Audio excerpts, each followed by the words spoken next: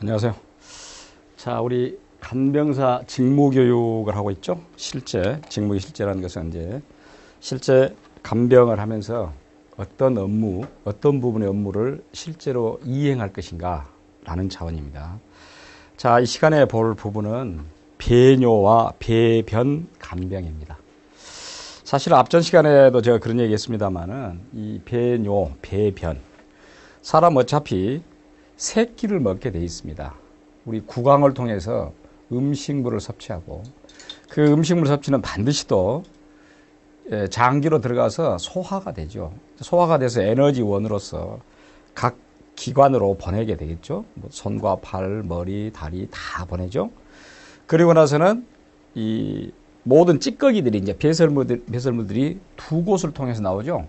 다시 말하면 요도를 통해서 소변으로 나오고 항문을 통해서 대변으로 나오게 된 것입니다. 이제 이런 간병이 제가 앞서도 이야기했지만은 상당히 간병사들 입장에서는 비위적인 차원에서 대단히 신경을 많이 써야 될 그런 부분이고, 실제 이제 이런 배뇨와 배변 간병에서 대상자와 간병사 간의 다소의 마찰, 또 어떤 갈등 요소가 있을 수 있다는 것. 그럼에도 불구하고 간병사는 이 배뇨나 배변의 간병에 아주 깍듯하게 정말 다른 부분과 달리 또 굉장히 신경을 많이 써야 됩니다. 자, 여하튼 그래서 배뇨와 배변 간병인데, 자, 배뇨의 원리. 배뇨란 것은 말 그대로 오줌을 배출한다 이런 뜻인데, 배뇨란 소변이죠. 소변은 신장, 우리가 신장, 어떤 사람은 여러분들 이 신장과 심장을 잘 이해를 못하는 사람인데, 신장은 우리가 순수한 우리말로 말하면은 뭐라고 합니까? 콩팥이라고 하죠. 그런데 심장은 잘 모르대. 심장은 순수한 우리말로 말하면 염통이라고 합니다. 이렇게. 그래서 우리는 지금 현재 배뇨의 원리와 관계된 것은 신장입니다. 신장은 우리 신체의 허리띠를 중심으로 한 그런 부분, 그 부분을 양쪽에 두 개가 존재합니다. 해서 소변은 신장, 콩팥에 의해서 배출된 물과 염분으로 되어 있습니다. 이 신장을 통해서 밖으로 배출되는데 그 소변이라는 것은, 소변의 성분은 물, 그리고 염분으로 나트륨, 염화나트륨, 소금기로 되어 있죠. 이렇게 구성되어 있어요. 이 소변이라는 것이 신장에서 나온 소변이 나오는 신장에서 어디로 통하니까 요관, 오줌관이라 그럽니다. 요관이라는 것은 오줌관, 요관을 통해서 방광으로 내려갑니다. 방광은 우리가 오줌보 이렇게 말하죠. 그래서 이제 그 방광에 소변이 많이 모이면 방광벽에 분포한, 이제 우리 모든 인간들은 감각신경이 있습니다. 그 감각신경이 뇌로 전달시키죠. 그럼 뇌에서는 어떻게 하겠습니까? 이제 소변을 보게 만들겠죠. 이렇게 해서 뇌에 전달해서 벽은 수축해서 요도 관략근이라, 이제 소변 나오는 그 관략근을 이완되게 됐죠. 이완되게 되면은 소변이 나오게 된 것입니다. 자, 이런 배뇨의 원리는 이렇게 되고, 소변양, 특히 이제 노인을 중심으로 해 소변양 1일에 노인이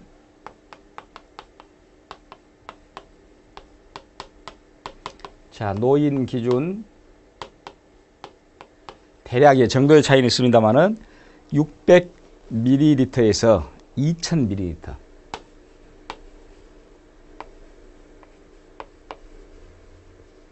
정도의 차이는 있습니다. 이 정도 소변량이 이 정도 됩니다. 1일 소변낸 것이. 횟수가, 물론 이제 젊은 사람하고 나이 먹은 사람하고 특징은, 젊은 사람들은 횟수가 그렇게 많지는 않아요, 또.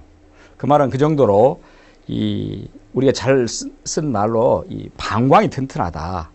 그런 말 하죠? 방광이 튼튼하다.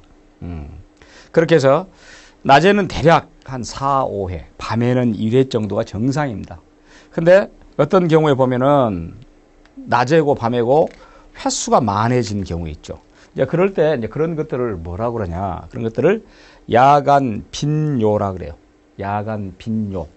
야간 빈뇨. 물론 이제 요가 이 실제 이루어지고 있는 그런 경우는 야간 빈뇨라 그래서 노인들이 흔히 밤에 원래 1회 정도가 정상인데 2, 3회 이상 소변을 본다. 그럼 야간 빈뇨라고 그러고. 만약 오줌의 소변 양이 많다. 오줌 걸 다뇨라 그래요. 아까 대략 2000ml라고 했는데 이 정도면 정상입니다. 그런데 만약에 그 소변 양이 2500ml 이상이다. 이렇게 되면 이제 다뇨 많다는 것이죠. 이것도 문제죠. 거꾸로 핍뇨가 있어요. 적다는 것이죠. 아까 600ml라는데 약 400ml 이하로 소변 양이 나오면 핍뇨 부족하다는 것이에요. 특히 이제 핍뇨 같은 경우는 신장 질환, 콩팥 신장 질환이나 심부전이랄지 이런 경우는 핍뇨가 됩니다. 물론 이제 굉장히 이건 심각하죠. 무뇨라고 그래요. 무뇨라는 것은 소변이 전혀 나오지 않은 것. 이건 심각한 거죠. 요실금이라 해서 특히 이제 산후, 출산후랄지 물론 또 아까 요관의 관략근이 굉장히 약해진다거나 라고 했을 때 이 요실금이라 그래서 자기의 의지와 상관없이 우리가 오줌을 찔끔거린다 그러잖아요. 그래서 방광이 수축돼서 오줌이 나와버린 경우가 있어요. 그걸 요실금이라고 하죠.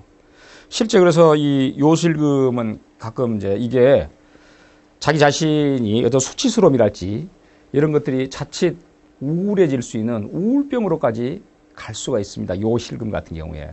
그래서 이것은 물론 이제 그 자체를 가지고 뒤처리도 잘하고 하면 좋습니다만은 그것을 아주 심각하게 생각해 가지고 자칫 큰 병, 아니 정신적인 어떤 질환으로 넘어갈 수도 있다는 것. 물론 이제 경증 요실금이라고 할 때는 매 4시간에서 매 6시간 동안 60cc 이하. 그건 이제 조금 찔끔거린 것이죠. 보통 요실금은 4시간, 6시간에서 많게는 100cc, 200cc까지 실금이 된다. 나오는. 이제 중증은 300cc 이상. 상당히 많죠. 이제 그런 경우는 이제 정말로 처치하는 그런 부분도 쉽지 않고 조금은 문제가 될 수 있습니다. 자, 이제 빈뇨, 야간 빈뇨, 다뇨, 핍뇨, 무뇨, 요실금 그런 부분 받고 소변에서 이제 냄새가 난다. 실제 그러죠. 소변은 냄새가 난다. 문제가 있죠, 사실은. 소변은.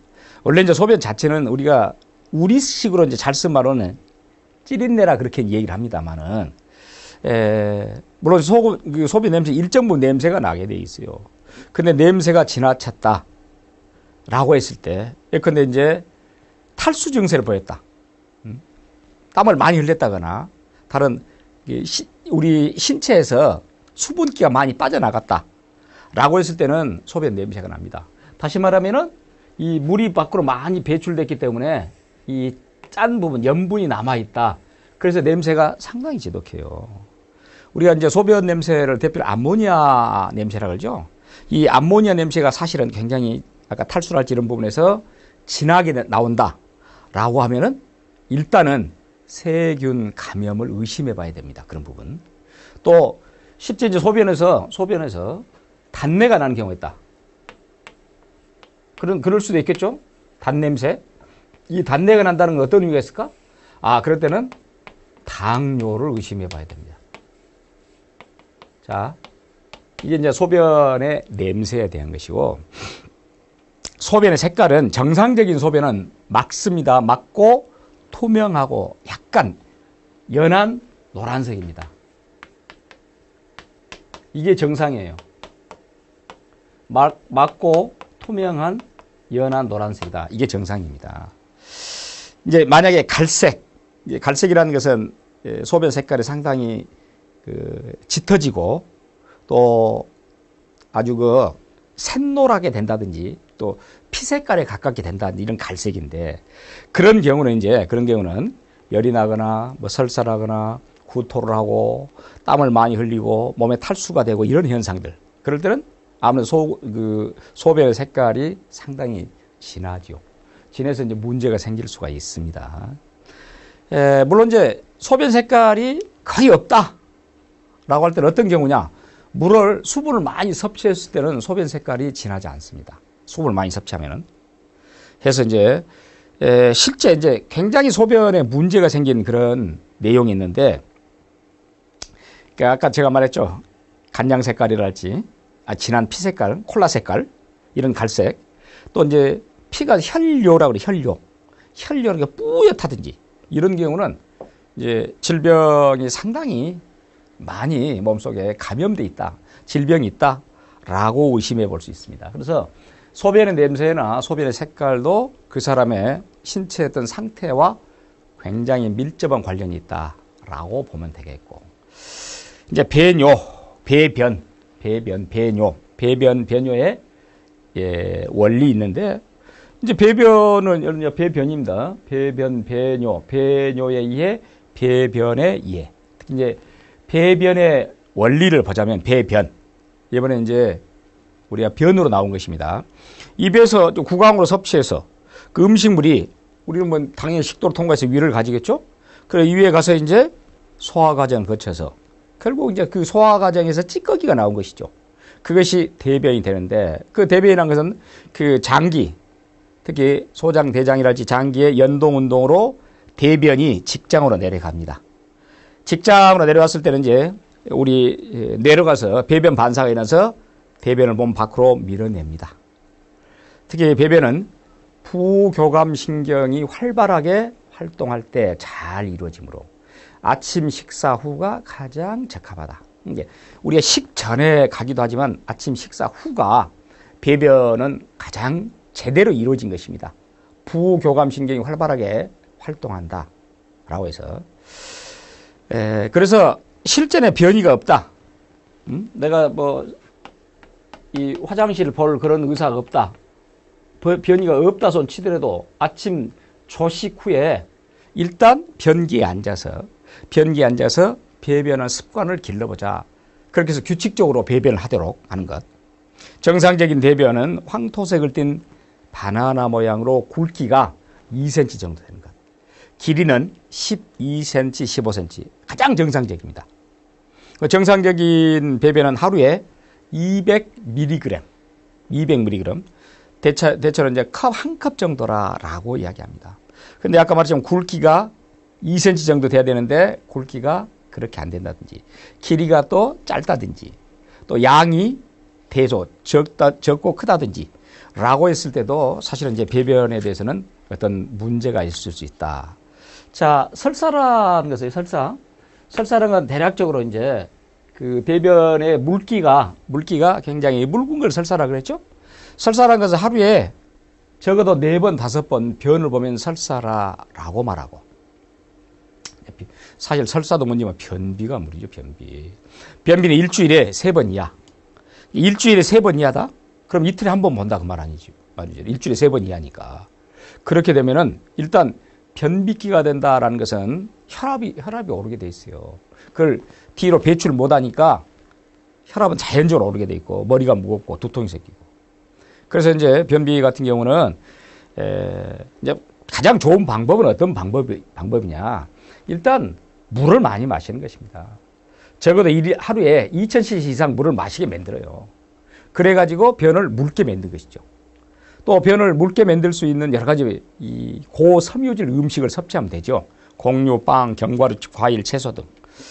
여러분들 알로에라는 거 있죠? 알로에. 이제 알로에 같은 것이 상당히 이 변을 묽게 만들고 이 변비를 해결할 수 있는 그런 부분도 되기도 합니다. 실제 이제 또 변이 굳어서 항문을 나올 수 없는 경우는 정말로 그런 경우는 손가락으로 윤활유를 발라서 변을 꺼내는 경우도 있어요. 심각한 경우는. 그래서 이런 변비도 문제고. 변실금. 우리가 잘 쓴 말이 있죠. 똥을 재린다 그러죠. 똥. 이걸 변실금이라고 그래요. 자기도 모르는 사이에 변이 나오거나 변이 느낀 후에 참지 못하고 실수하는 것. 물론 아까 이제 우리가 말했지만은 설사라는 할지 이런 부분이 자칫 변실금이 될 수가 있고. 자, 물론 이 변실금이 된다는 것은 요실금에 비해서 훨씬 심각한 것이죠, 이것은.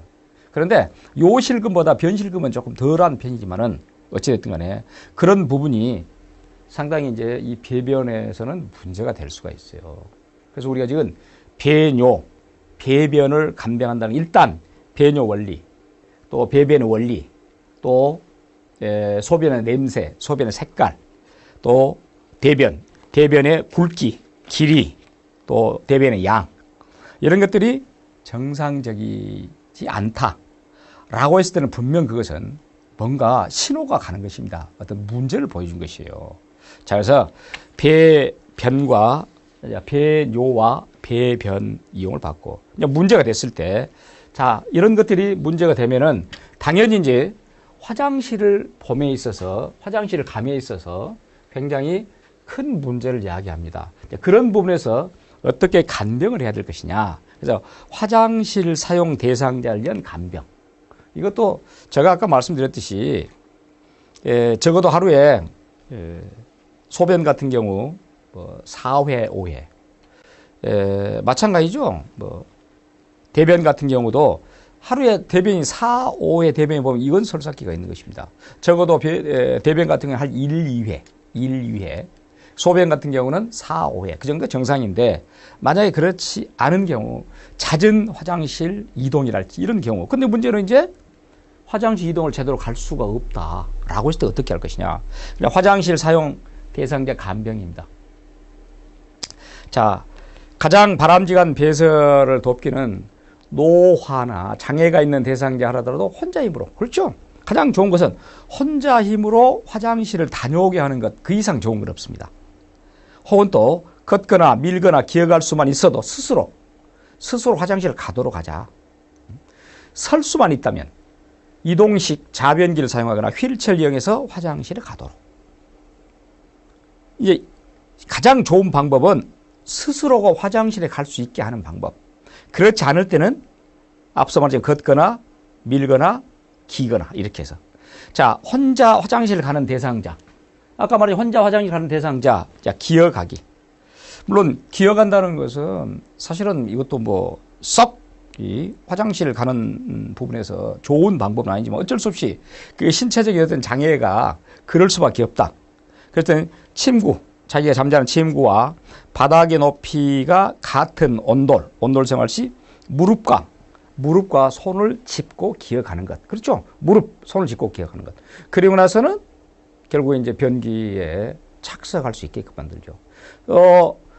이 엉덩이로 밀고 가는 경우가 있어요. 엉덩이로 밀고 가는 경우, 온돈 생활을 하는 경우에 바닥이 낮아 엉덩이와 발로 밀거나 끌고 가는 경우가 있고, 또 안전 손잡이나 벽을 잡고 가는 그런 방법도 있습니다. 어쨌든 간에 걸을 수만 있다면은 이런 안전 손잡이랄지 이런 것들이 만약 안전 손잡이 벽을 잡을 수도 있고 가구를 잡을 수도 있고 이렇게 해서 혼자 화장실 가는 대상자, 이 혼자 화장실 가는 대상자는 크게 문제될 거 없어요. 왜? 스스로가 기어갈 수도 있고 엉덩이로 밀고 갈 수도 있고 안전 손잡이나 어떤 벽을 잡고 갈 수도 있고. 자, 이런 혼자 화장실 가는 대상자는 크게 문제가 없는데, 그 다음에 이제 이동 보조 장비를 이용하여 이동 장비를 이용해서 혼자 화장실에 가는 대상자. 조금 이제 요즘에 여러분들 그 워커란 거 있죠? 우리 워커는 여러분 잘 봤을 겁니다만은 마치 그 양쪽에 밑에 롤러가 달려가지고 왜 양쪽 손을 잡고 갈 수 있는 것인데, 뭐 워커로 이동하는 것도 아까 혼자 어떤 기구 없이 가는 것 이상으로 이건 간편하죠. 또 지팡이로 가는 경우도 있습니다. 지팡이로. 근데 휠체어로 이동하는 것. 휠체어로. 물론 휠체어 이동도 이 이동 보조 장비가 있다는 것 자체이기 때문에 그렇게 큰 문제가 없죠. 그러니까 워커로 이동한다거나, 이제 문제는 워커로 이동하고 지팡이로 이동하고 휠체어로 이동했는데, 이제 가장 결정적인 것은 이 변기에 착석하는 것. 이제 그게 문제입니다.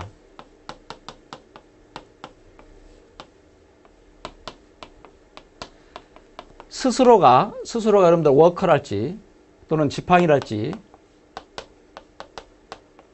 또 휠체어랄지 이건 스스로 작동할 수 있어요. 이것은. 근데 문제는 변기에 착석하기가 어려운 경우는 이때는 간병인이 철저하게 도와줘야 되겠죠. 여기까지 이제 스스로가 워커를 가지고 지팡이를 가지고 휠체어를 가지고 왔는데 변기에 착석할 때 문제가 있다라고 했을 때 문제고. 자, 이제 구체적으로 이제 앞서 이 이동 보조 장비를 가지고 한다. 이동 보조 장비를 이용해서 하는 것인데 그 중에서도 휠체어. 자, 휠체어를 이용해서 화장실을 가는 대상자.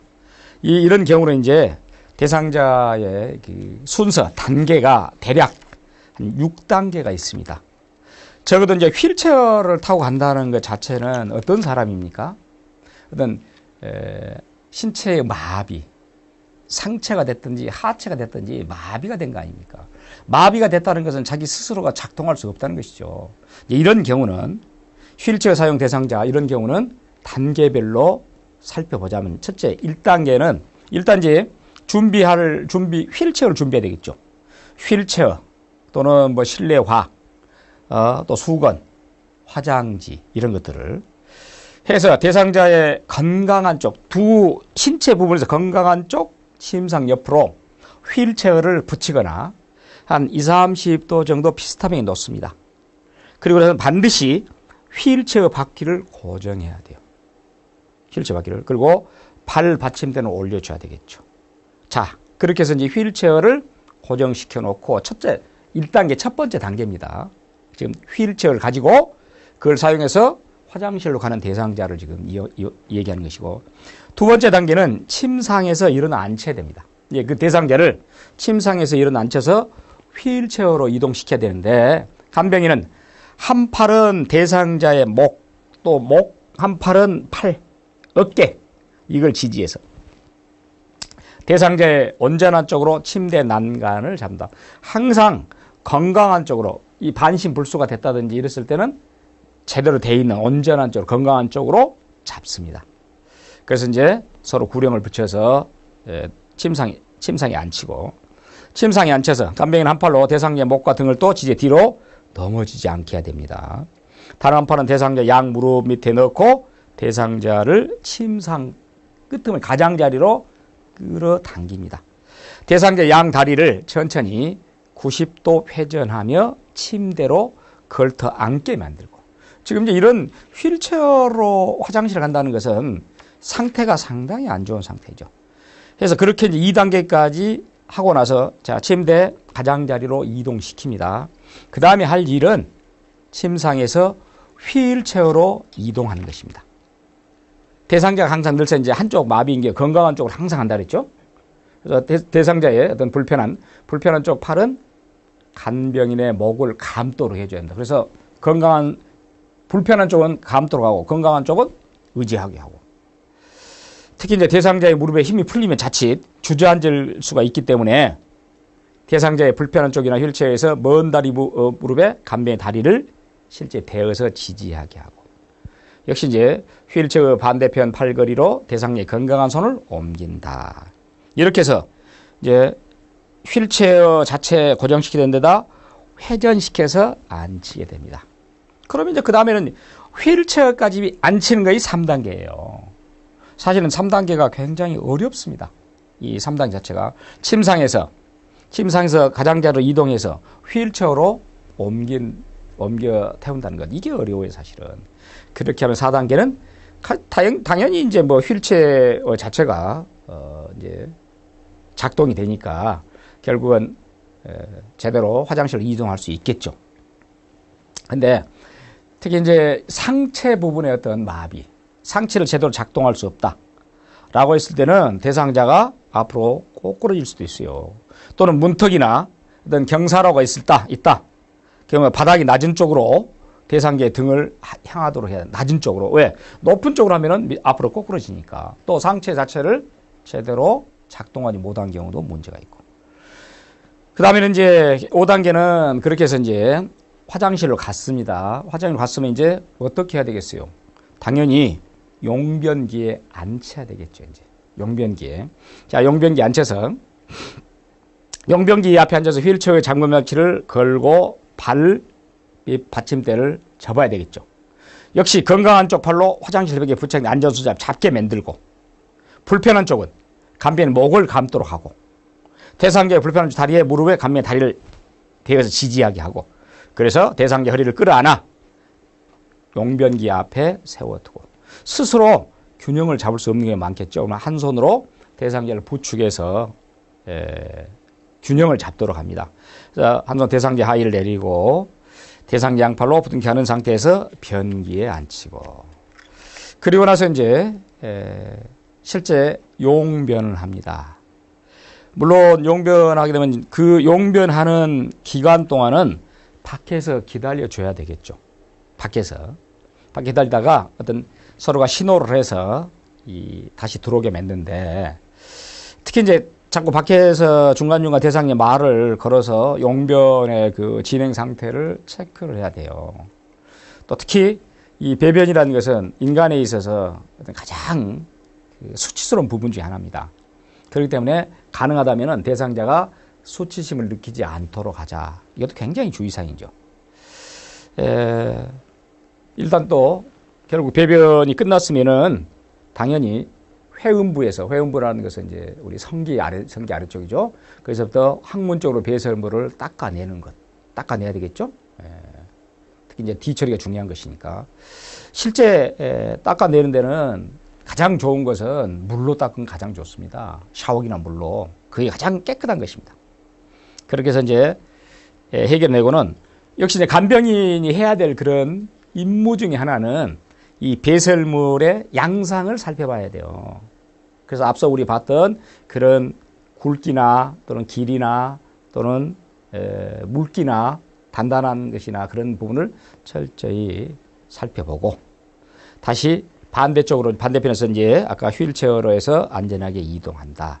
이렇게 해서 이제 특히 휠체어를 이용한 화장실을 가는 대상자 한 명은 단계별로 아주 디테일하게 정확하게 이렇게 해야 될 필요가 있고, 아까 이제 배설에 그럼 과연 어떤 것을 체크하고 어떤 것을 점검해 볼 것이냐라는 것인데, 아까 횟수란 말 했죠, 횟수. 그러니까 횟수라는 것은 특히 소변 같은 경우는 1일에 4, 5회 정도, 야간에 한 번. 대변 같은 경우는 1일에 한두 회 많이 해야지. 이제 그런 경우에 그 양이랄지 이런 부분을 측정, 색깔, 냄새 다 측정해 봐야죠. 또 아까 특히 소변의 횟수 기록이 중요한 것이고, 또 대변 같은 경우는 설사냐 아니 변비냐 이런 부분, 또 아까 말했지만은 냄새나 색깔이나 배설 양상 이런 것들도 제대로 살펴봐야 된다. 자, 이렇게 해서 일단은 이제 화장실 사용 대상자의 간병을 받고, 화장실 사용도 화장실 사용이지만은 아예 또 간병에 있어서 이런 소변, 대변, 배뇨나 폐변 이런 부분에서 제대로 이행되지 않은 경우, 제대로 할 수 없는 경우, 즉 기저귀를 갖고 기저귀를 떼내는 탈기저귀를 위한 배설 간병. 그러니까 이 기저귀를 사용한다? 사실은 굉장히 이것도 배뇨나 배변에 있어서는 문제가 많죠. 결국 기저귀를 사용한다. 그러니까 이렇게 된다는 것은 기저귀를 사용하냐, 사용하지 않냐. 이거 아주 이제 정도가 심한 것인데, 기저귀를 없애기 위해서 그런 말이죠. 이 탈기저귀에 대한 배설 간병이라는 것은, 자, 걷지도 서지도 못하거나 침대에서 이동식 좌변기로 옮겨갈 수도 없어서 아예 침대에서 배설을 해야 하는 경우, 침대 자체에서 가능하면 기저귀를 채우지 말고 밀어 넣는 형태의 대소변 겸용 변기나 소변기를 이용하여 배설을. 그러니까 탈기저귀라는 것은 어떤 의미냐, 아예 기저귀를 사용하지 않고 걷지도 서지도 못하거나 침대에서 이동식 좌변기로 옮길 수도 없어서, 그럼 침대에서 배설해야 돼요. 그럴 때는 기저귀를 채우지 않고 침대에서 이 간이 배설기를 집어넣어 가지고, 뭐 물론 이제 이건 이동식 남성용 소변기도 있습니다. 마치 우리 어떤 큰 물병처럼 돼 있는 그런 부분이 있어요. 또 이동식 여성용 소변기도 있고, 물론 이제 입구 자체는 남성용은 좀 좁고 여성용은 좀 크죠. 또 이동식 대소변 겸용 변기도 있습니다. 이런 부분을 가지고 결과적으로 그런 부분을 가지고 한다는 것은 앞서 말했지만은 탈기저귀니까 기저귀를 차지 않는 상태잖아요. 어쩌면 그 정도는 괜찮다는 것이야. 그래서 이제 이 탈기저귀를 위한 배설 간병을 하면서는 용변을 준비할 때 이렇게 준비를 하죠. 일단 필요한 준비물을 침상 옆에 챙겨둡니다. 늘상. 그렇게 이제 그 용변을 하기 위해서 미리 사전에 준비를 해야 되겠죠. 그래서 일회용 장갑, 또 휴대용 대변기, 휴대용 소변기, 비닐팩, 따뜻한 물병, 물수건, 마른 수건, 화장지 이런 것들. 또 이 배뇨나 배변을 본다는 것은 제가 아까 말했죠. 상당히 인간의 수치스러운 부분이다. 그러면 그 주변에 다른 사람들 같이 그 이번에는 다른 사람들 이런 사람들이 볼 수 있기 때문에 그걸 가리기 위해서 커튼이나 스크린 등으로 대상을 가려야 한다. 이건 뭐 앞서 말했지만 이제 결국 프라이버시에 그런 문제가 되겠고, 변기 자체가 차갑다거나 또는 지나치게 이제 변기 자체 딱딱해서 이제 문제가 생길 수 있겠죠. 그래서 따뜻한 물로 씻고 물기를 닦아주는 것이 좋습니다. 왜냐하면 자칫 변기가 차서 순간적으로 몸이 옴싹한다는 이건 문제가 생길 수 있으니까 변기 안에다 화장지를 깔고 또 변기 안에 화장지 깔고 또 유쾌하게 배변을 할 수 있도록 TV나 음악 또는 물을 틀어놓은 이런 방법도 좋습니다. 그래서 특히 이제 이동식 소변기 사용.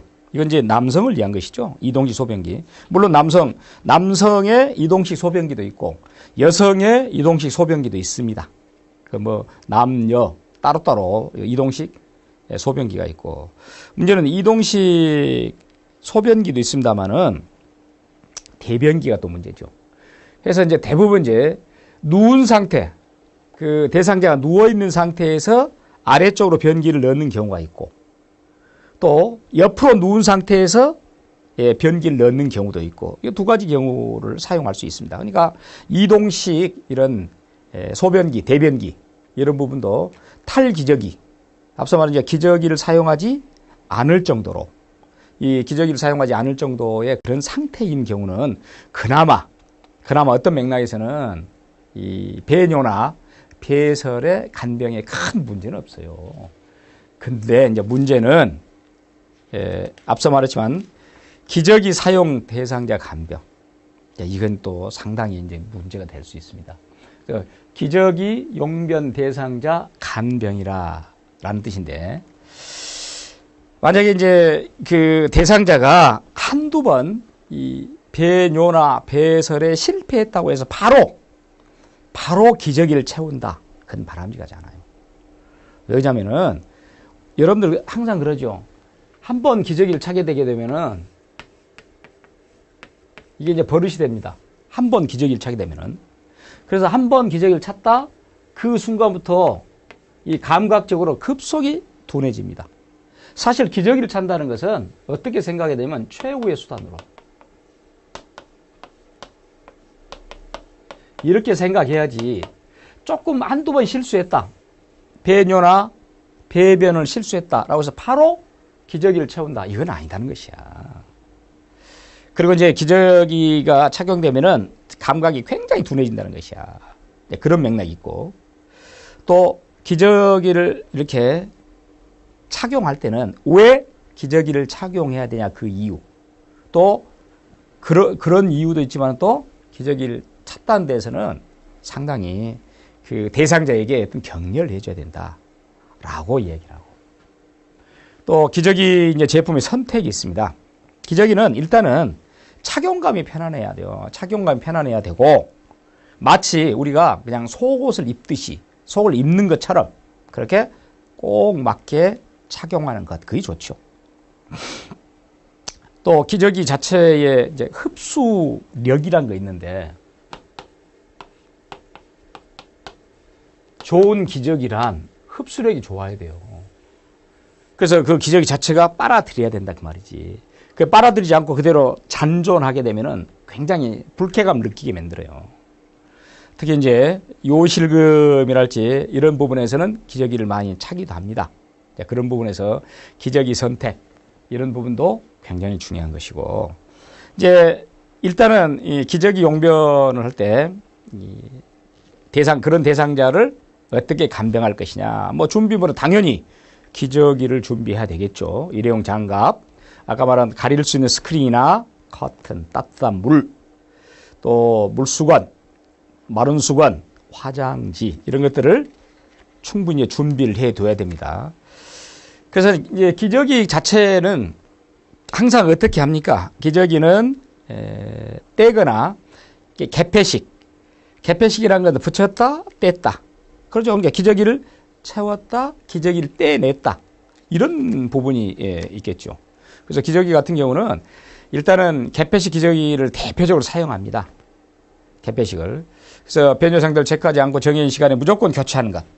그렇습니다. 그러니까 이것은 딱 시간을 정해가지고 하루에 기저귀를 차고 떼는데, 개폐하는데 몇 시간 사용한다라는 딱 정해져 있고. 물론 이제 그 대상자 항상 같은 양의 변효나 배변을 하지는 않습니다. 그래서 뭐 흡수량이 적다. 그럼 자주 교환해야 되겠지. 이 기저귀 자체가. 특히 이제 대변의 경우는 또 문제가 생깁니다. 대변의 경우는 확인해서 바로 교체해 줘야 됩니다. 그게 또 이 개폐식 기저귀를 채우고 떼내는 데 있어서 아주 중요한 내용 중에 하나죠.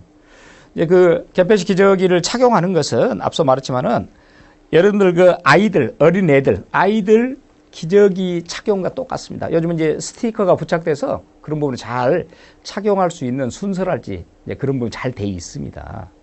특히 이제 이 기저귀를 채울 때, 착용할 때 만에 하나 이 소변이나 대변이 밖으로 샌다.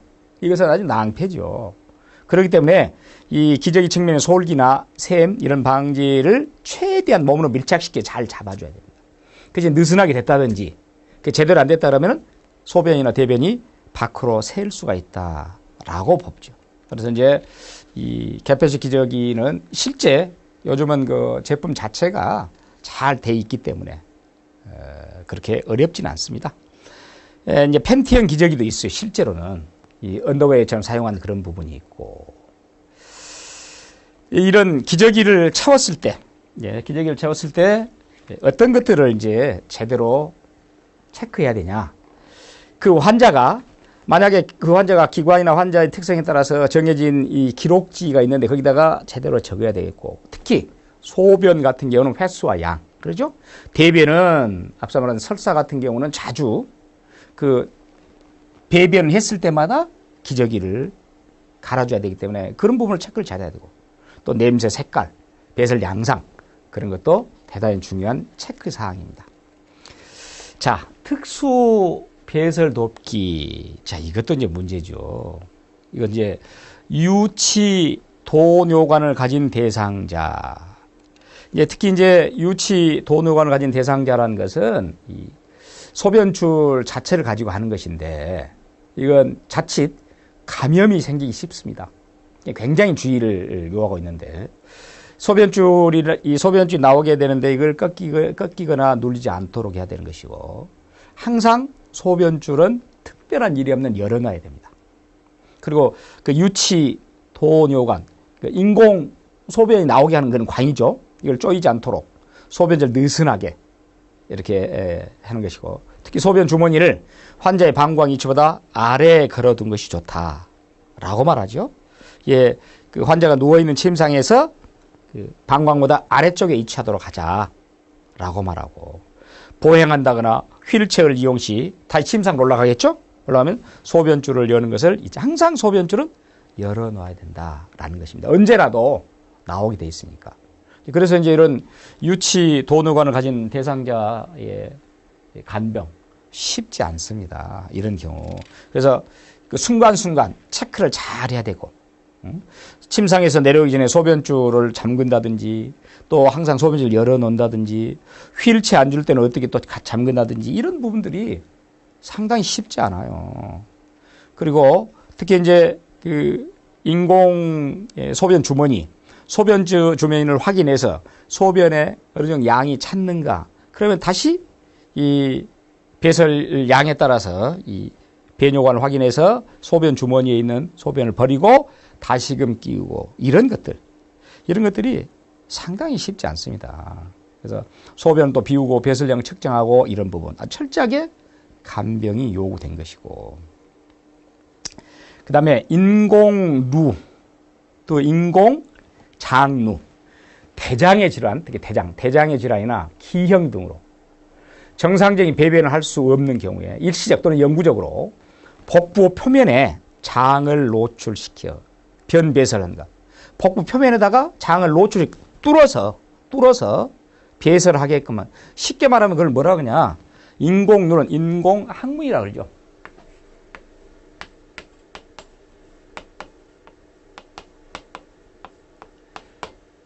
밑으로 항문 쪽으로 배변을 할 수 없으니까 인공항문을 만든 것입니다. 배를 뚫어갖고 만든 것이에요. 특히 이제 이 주머니에 배설물이 차게 될 거 아닙니까?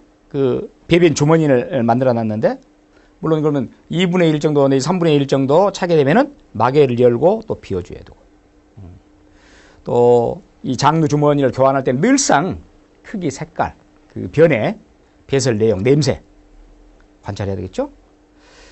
변이 만약에 새거나 떨어지면 반드시 교환할 수 있는 그런 내용들을 항상 가지고 있습니다. 이제 이 배변 주머니를 또 재사용하는 그런 경우 있죠. 그러면 항상 깨끗하게 세척을 해가지고 건조시키고 다시 사용돼야 된다.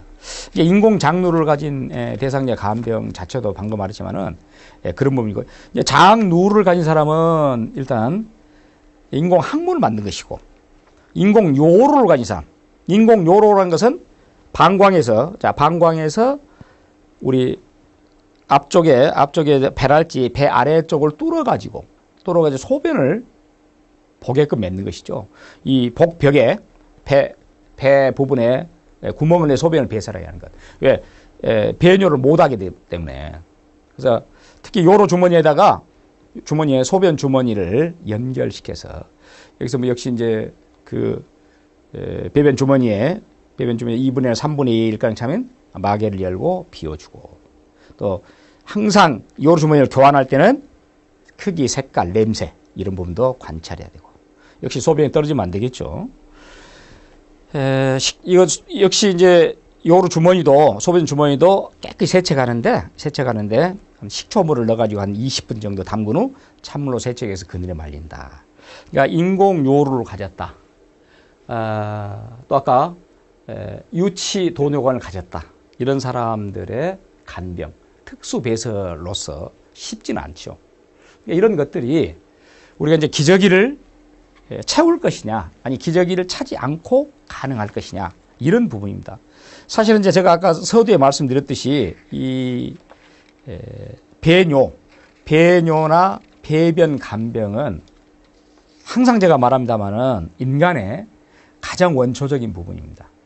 인간의 가장 원초적인 부분이다라는 것은 또 어떤 의미를 가지고 있냐? 다른 무엇보다도 이 환자 대상자가 프라이버시라는 측면에서 굉장히 이건 예민한 부분이에요. 그렇기 때문에 간병 입장에서는 굉장히 신경을 써서 해줘야 될 그런 부분이죠. 그래서 배변의 간병. 아까 배뇨나 배변을 우리가 원리나 이해를 했고, 화장실을 사용하는 대상자, 탈기저귀, 기저귀 용변사, 특수배설 이런 부분이 되겠죠. 자, 그래서 이 시간에는 배뇨와 배변의 간병에 대한 부분을 살펴봤습니다. 감사합니다.